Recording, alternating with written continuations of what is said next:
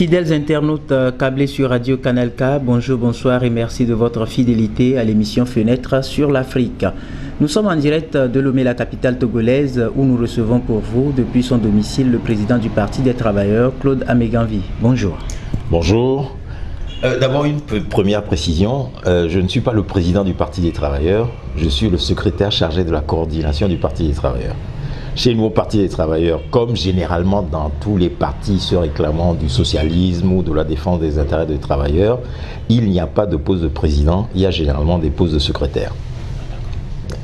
Alors, le secrétaire à la coordination du Parti des Travailleurs, M. Claude Ameganvi. Alors, d'entrée, dites-nous, comment se porte le Parti des Travailleurs? Le Parti des Travailleurs va bien.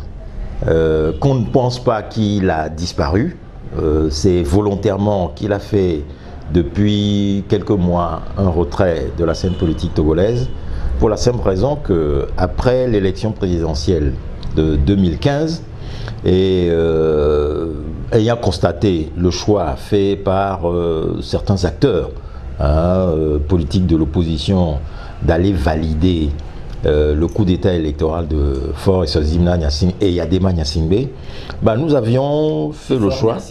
Faure et Yadema Gnassingbé.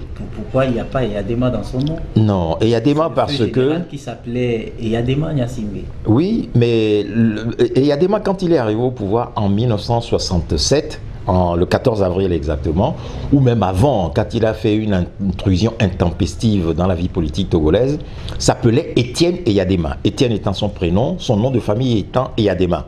Alors, je ne peux pas comprendre le tour de passe-passe par lequel on va transformer un prénom en nom de famille et y accoler un autre nom de famille. Cela ne se fait pas, c'est incongru. C'est pour cette raison que nous, délibérément, nous rajoutons bien Eyadema devant Gnassingbé pour qu'on sache bien que le géniteur de Faure et Sozimna, c'est bien un certain monsieur Eyadema qui s'appelait comme ça, qui avait ce patronyme. Quand il a été enrôlé dans l'armée, quand il a fait le coup d'état de 1963 et assassiné Sylvanus Epiphanius Elpidio Kwame Olympio, quand il a refait un nouveau coup d'état en janvier 67 et qu'il a fait ensuite en avril l'autre coup d'état, l'intérieur du coup d'état qui lui a permis de prendre le fauteuil présidentiel à la place de Kléber Dadjo. Alors, vous étiez en train de nous parler de l'état de santé du Parti des Togolais. Non, pas Parti des Togolais, Parti des Travailleurs. Mais c'est un lapsus révélateur que ce que vous avez fait là, parce que ces derniers temps, beaucoup de gens nous confondent avec le Parti des Togolais. Non, nous sommes le Parti des Travailleurs. Nous existions bien longtemps avant l'arrivée du Parti des Togolais sur la scène politique, même si nous portons le même sigle. C'est deux conceptions, deux idéologies, deux positions politiques totalement différentes. Et c'est l'occasion que vous me donnez de le préciser. Et donc, je disais que le Parti des Travailleurs se porte bien, mais a décidé d'observer un retrait de la scène politique togolaise pour laisser ceux qui ont été validés, le coup d'état électoral de Faure et Sozimna et Yadema Gnassingbé, de nous montrer ce qu'ils entendaient faire pour réaliser le changement au Togo. Malheureusement, depuis 1 an et demi maintenant que cette élection a eu lieu, nous n'avons rien vu venir. Nous voyons au contraire la situation s'aggraver de jour en jour, empirer. Et c'est pour cette raison que nous avons décidé maintenant de remonter au créneau pour que les gens puissent bien constater que ce que nous avions dit à l'époque était juste, correspond à la situation d'aujourd'hui et que les développements politiques de la situation togolaise confirment exactement la mise en garde que nous avions faite à l'époque de ne pas aller valider ce coup d'état de Faure et Sozimna Gnassingbé et de lui conférer une fausse légitimité à bon compte. Alors, c'était juste l'entrée, chers invités et internautes. Nous allons aborder avec notre invité, bien sûr, l'actualité sur le continent avec le feuilleton Djamé Barrow et son dernier épisode, l'actualité au pays avec la question cruciale des réformes, les élections locales, les nouvelles possibilités d'une unicité d'action de l'opposition togolaise et la diplomatie avec la dénonciation par le Parti des Travailleurs du fameux don de 5 milliards empoché par Manuel Valls, selon toujours ce parti. Alors, dites-nous, Monsieur Claude Ameganvi, comment analysez-vous tout le cirque qui a abouti au départ, en fin de compte, de Yaya Jammeh à la tête de la Gambie? D'abord, je dois me féliciter et féliciter le peuple gambien d'avoir remporté une si brillante victoire en chassant du pouvoir Yahya Jammeh, qui était en place depuis, comme vous le savez tous, 22 ans. Est-ce que c'était une chasse, il a perdu les élections?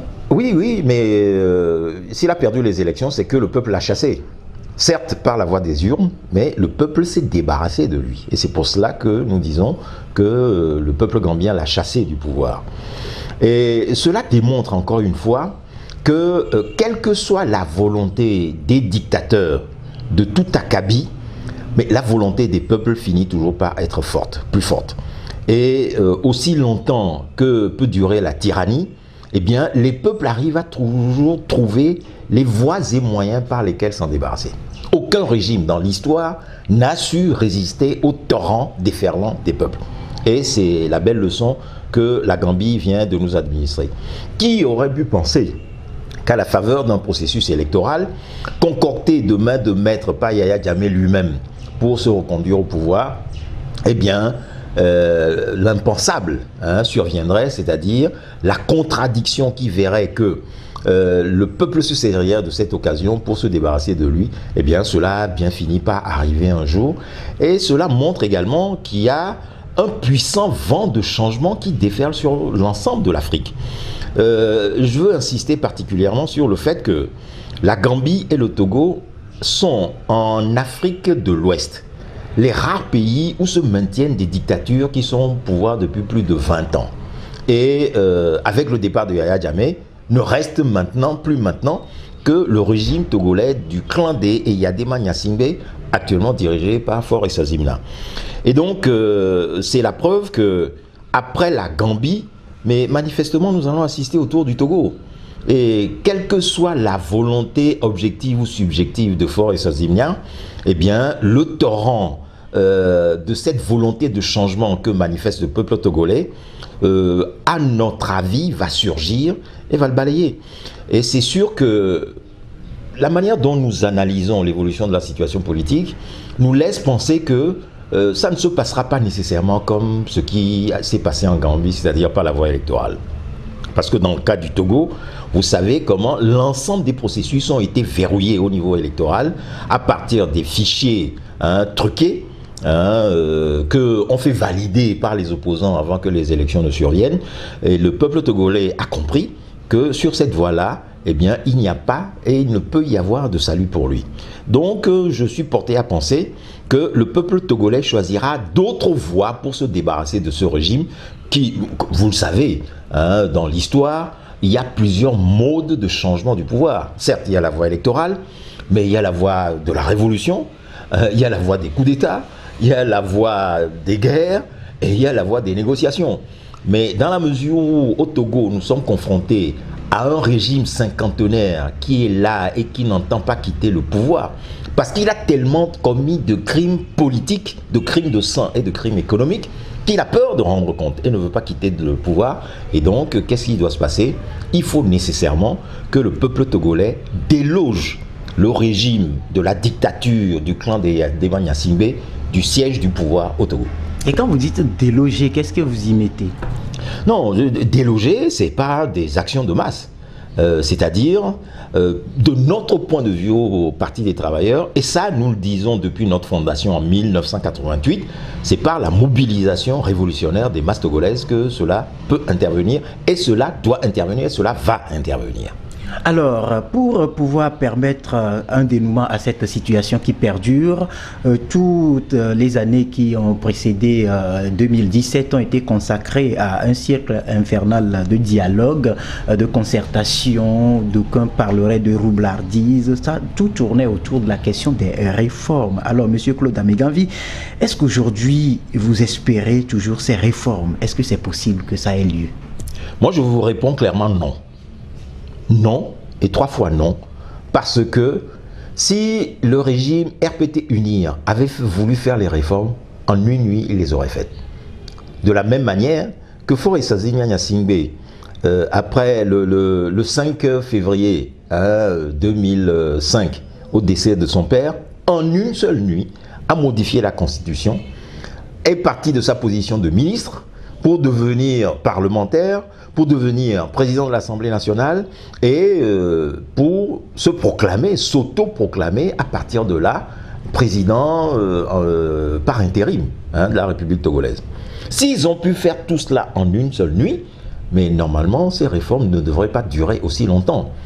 Et donc, le constat qu'on fait aujourd'hui, c'est que la question des réformes, finalement, est devenue une tarte à la crème pour maintenir en place ou sauver le régime de Faure Eswazimna et Adema Gnassingbé.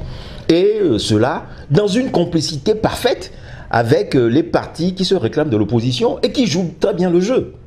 Parce que ils ne font que parler de réformes, ils ne font qu'en parler, et ils donnent l'occasion au régime, à partir de là, de gagner du temps. Aujourd'hui, on va nous dire qu'on a constitué, on a mis en place une institution qui s'appelle le HCRUN, qui va s'occuper... de réflexion également. Non, j'en viens. D'abord, il y a eu la création du HCRUN, qu'on a attendu très longtemps.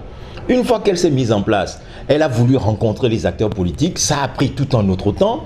Bon, après cela, comme ça ne bougeait pas et que, disons, le peuple commençait à s'impatienter et que ça commençait à jaser de tous les côtés, eh bien, on a fait convoquer par le HCRUN un atelier sur les réformes, bon, qui a duré le temps que ça a duré. Après, on a attendu de longs mois, on n'a vu rien venir, et comme ça a commencé à jaser encore, eh bien, on nous a dit que on a sorti un coup de baguette magique pour nous dire maintenant qu'on a mis en place une commission pour les réformes. Et attention, cette fois-ci, ce n'est pas simplement une commission pour étudier les réformes à mettre en œuvre dans le cadre de ce qu'on a appelé l'ALPG, qui est un autre marché de dupes, c'est-à-dire la mise en œuvre dite consensuelle avec les partis de l'opposition de ces réformes-là, mais cette fois-ci, c'est pour étudier un projet de réforme globale de nos institutions qui, tout laisse à le penser aujourd'hui, tendrait vers la modification du régime en place au Togo, d'un régime semi-présidentiel vers un régime présidentiel. Or, comme y compris certains dirigeants de l'opposition se sont prononcés en faveur d'une modification des institutions togolaises vers un régime présidentiel, le boulevard est ouvert pour Faure Eswazimna et Adema Gnassingbé pour faire cette régression-là qui, à travers les institutions, donnerait un pouvoir illimité au chef de l'exécutif, c'est-à-dire le président de la République. Donc c'est vers quoi pas aux réformes. Non. Au contraire, ce vers quoi ce que nous risquons, ce qui nous pend au nez, c'est qu'on fasse une contre-réforme majeure qui va liquider une bonne partie des acquis démocratiques que nous avons arrachés depuis le soulèvement populaire du 5 octobre 1990. Parce que, vous reconnaîtrez comme moi, que passer d'un régime semi-présidentiel où les pouvoirs du président de la République sont limités, même s'il y a eu ce tripatouillage de 2002, qui l'a vidé de son contenu, partir de là et revenir à un régime présidentiel, c'est réinstaurer l'arbitraire, la dictature, et avec les fraudes électorales à répétition, chacun sait que la voie serait ouverte à partir de là pour que Faure Eswazimna Gnassingbé se maintienne au pouvoir jusqu'en 2020 et peut-être rêve de se maintenir au pouvoir à vie comme son père. Alors, l'une des questions qui marque également les débats, c'est celle liée aux élections locales qui constitue un point d'attraction des réformes. Peut-on toujours espérer aussi ces élections locales-là? Mais la question des élections locales est comme celle des réformes. C'est-à-dire que c'est quelque chose sur lequel on joue avec le peuple togolais. Ce que nous voyons là concrètement, c'est que le régime RPT UNIR, avec la complicité de l'opposition, se moque du peuple togolais.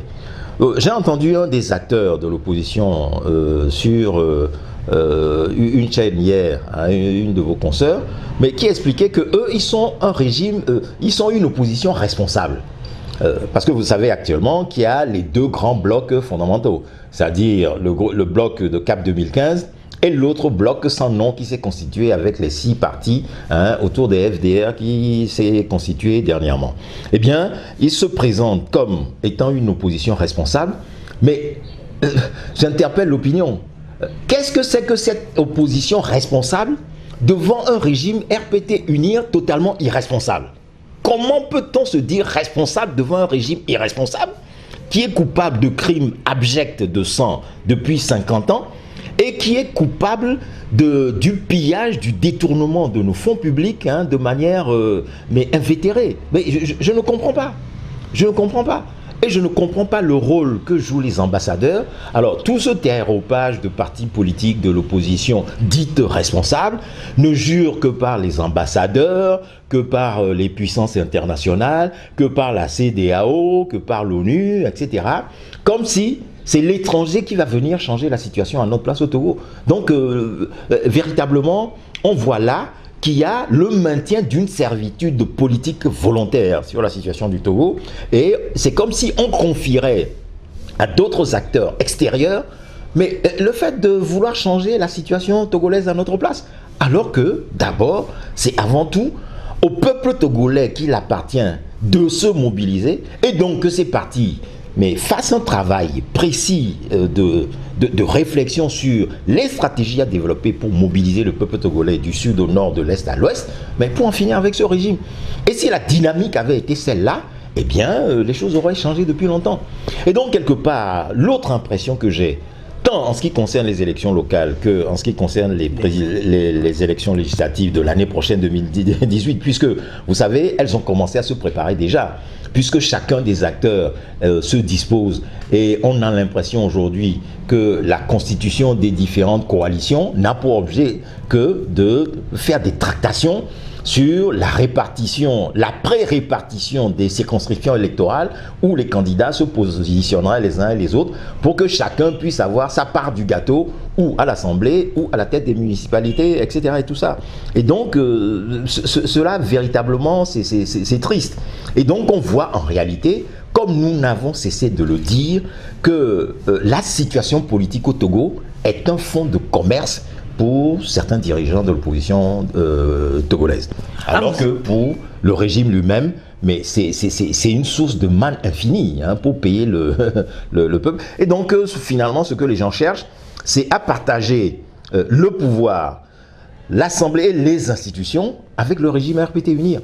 Parce que, au fond de la crise togolaise, mais c'est ce qu'il y a depuis le soulèvement populaire du 5 octobre 1990. Rappelez-vous de ces fameux gouvernements d'union nationale.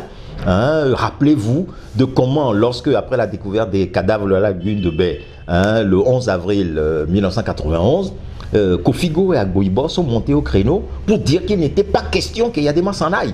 Parce que s'il partait, il y aurait un vide politique. De la même manière, on a l'impression aujourd'hui que la plupart des responsables politiques de l'opposition estiment qu'il ne faut pas que Faure Gnassingbé Gnassingbé quitte le pouvoir ici et maintenant. Je ne sais pas s'ils iraient jusqu'à dire, comme Agboibo et Kofigo en 1991, que si Faure s'en va, il y aura un vide politique, mais je constate que la réalité de la politique qu'ils mettent en œuvre, c'est celle-là. Et c'est absolument pitoyable. Ce qui nous emmène à proclamer qu'il faut désormais que le peuple togolais règle la question de l'impasse politique de la situation togolaise par lui-même, par sa propre mobilisation, indépendamment des partis et de ces partis qui finalement ne font que le trahir. Et je pense que ce processus est en bonne voie si j'en juge par la mobilisation indépendante que développe le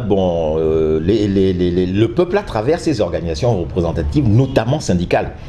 Comme vous le voyez actuellement, à travers la grève des enseignants, qui est très ferme sur la revendication de ses droits, et que pour notre part, Parti des travailleurs, nous soutenons totalement.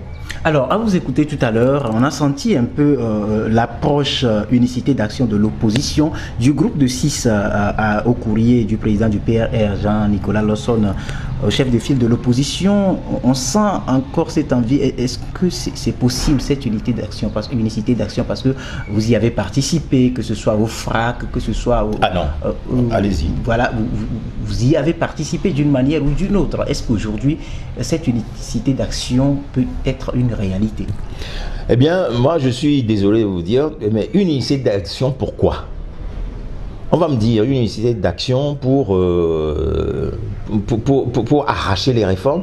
Je vous l'ai expliqué tout à l'heure, la question des réformes, c'est juste une tarte à la crème pour faire gagner du temps au régime RPT. Personne n'y croit. On le dit pour exister sur la place politique. Et donc, moi, je ne vois pas l'intérêt qu'il y a d'appartenir à des regroupements unitaires pour faire gagner, pour sauver le régime RPT Unir. Et donc, vous voyez et vous verrez comment ces regroupements-là iront en se déchirant, en se disloquant les uns après les autres. Hein, parce que le fondement sur lequel ils basent leur regroupement est un fondement qui est totalement contraire aux intérêts du peuple togolais. Donc en clair, aujourd'hui, les intérêts, avoir d'unicité d'action. Je vous explique. Les intérêts fondamentaux du peuple togolais, c'est quoi? C'est que ici et maintenant, et tout de suite, Faure et Sozimna et Yadema Gnassingbé s'en aillent. Et ça, tous les partis que vous voyez là, qui s'agitent, attendez, tous les partis qui s'agitent dans le landerneau politique, ils n'en veulent pas. Parce que tous veulent attendre le calendrier responsable, entre guillemets, des élections législatives de 2018, en espérant qu'on les couplerait avec les locales, et tous veulent attendre le calendrier responsable de la présidentielle de 2020, et tous vont casser toute mobilisation indépendante du peuple togolais pour faire partir Faure et Gnassingbé avant 2020. C'est la triste réalité de la situation togolaise. Alors, si on veut faire une unité pour casser les mobilisations du peuple togolais, moi je vous dirais que ça ne m'intéresse pas. Vous posiez la question tout à l'heure. Vous me posiez la question de savoir, oui, mais vous avez participé au regroupement unitaire de l'opposition par le passé. Oui, 3 fois oui.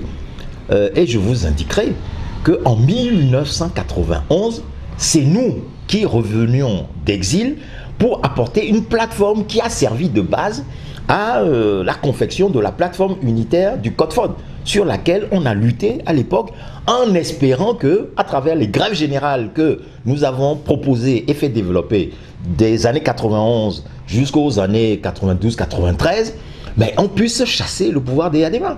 Mais là également, nos aînés ont fait barrage pour que Yadema s'en aille, pour que Yadema s'en aille pas. Et aujourd'hui, c'est exactement la même chose qui est en train également de se passer. Et donc, moi, je ne vois pas aujourd'hui de plateforme qui rassemblerait... Parce que la plateforme toute simple, qui serait une véritable plateforme, qui rassemblerait de véritables organisations de l'opposition, qui permettrait de sortir de la situation togolaise d'aujourd'hui, c'est une plateforme qui sera en une seule phrase. Nous, partis politiques sous-signés, décidons de nous engager pour rassembler le peuple togolais, pour faire partie Faure et Sozimna et Yadema Gnassingbé ici et maintenant. Point. C'est très simple, c'est très clair, et volontiers, cette proposition-là, je la fais. Et si des partis sont d'accord pour se regrouper ou se coaliser sur ce mot d'ordre très clair et très simple, eh bien, moi, je serai toujours avec eux. De la même manière que, alors, petite parenthèse, pour notre part, nous n'avons jamais adhéré au FRAC.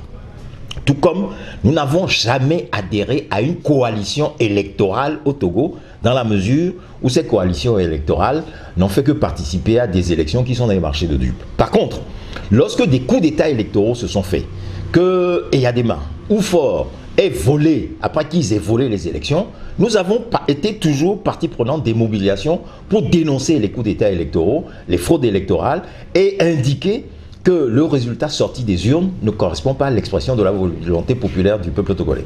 Donc ça, nous l'avons toujours fait et nous continuons à le faire. Très bien. Alors, quand vous avez décidé d'effectuer une sortie, vous avez pointé du doigt une sulfureuse affaire de 5 milliards de francs CFA, parlant d'un don, si on peut l'appeler ainsi, du chef de l'État Faure Gnassingbé à Manuel Valls, le Premier ministre français, candidat aujourd'hui à la succession de François Hollande. Alors, est-ce que vous avez des preuves de ce qu'on peut appeler accusation? Eh bien, je vais vous dire une chose. Vous savez, dans les années 90, en 1991, puisque moi je suis resté au Togo d'avril 91 jusqu'au 3 décembre 91, où suite au coup d'État de la prise de la primature, je suis parti en exil au Bénin. Bien. Eh bien, ce qui s'est passé pendant cette période où j'étais là, c'est que le régime des Yadema se décomposant sur pied et menaçant de disparaître, nous avons vu quoi? Nous avons vu beaucoup de gens quitter le régime RPT Unir ou le miner de l'intérieur. En faisant quoi? En nous apportant des informations sur ce qui se tramait à l'intérieur du régime contre le peuple togolais, contre l'opposition togolaise, etc. Et c'est ainsi notamment qu'à la conférence nationale, vous avez eu cette chose extraordinaire où des militaires, y compris, quitter leur caserne pour venir témoigner devant la conférence sur les plans d'assassinat qu'on leur faisait ourdir à l'intérieur des camps militaires, etc., pour mettre le peuple togolais en garde, etc., etc. Alors, ceci pour dire quoi? Ceci pour dire tout simplement qu'il y a une réalité de ce qu'on appelle la marine à voile, qui dit que lorsque le bateau est en train de sombrer, de se noyer, les rats quittent le navire. Eh bien, c'est ce qui est exactement en train de se passer actuellement.